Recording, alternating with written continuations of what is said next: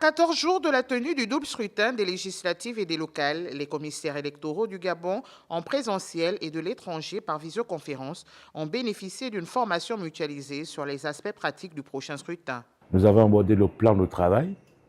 Ce plan de travail met l'accent particulièrement sur l'état préparatif, donc l'état de lieu d'abord, de la séquenciation électorale, sur la préparation du scrutin lui-même, sur le plan de convoyage.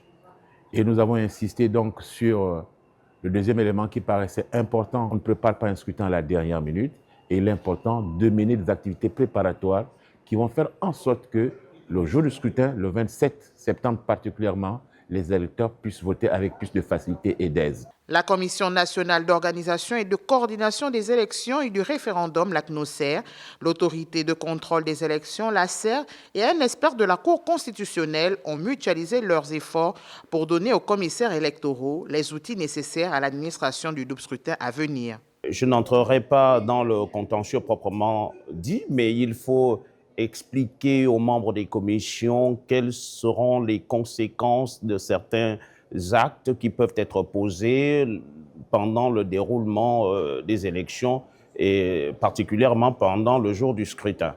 Et que les commissions électorales ont intérêt à bien se comporter pour que la faute ne repose pas sur l'administration et de bien conduire toutes ces opérations pour qu'il n'y ait pas des irrégularités. C'est vrai qu'on ne peut pas empêcher toutes les irrégularités au cours d'un scrutin, mais il faut au moins minimiser ces irrégularités et pour faire en sorte que, bien entendu, l'élection se passe dans les meilleures conditions. Mieux vaut prévenir que guérir. Au Gabon, comme à l'étranger, l'échange des expériences et les questions pratiques ont meublé cette formation. Cette formation prévue durer 48 heures prend fin ce dimanche 14 septembre 2025.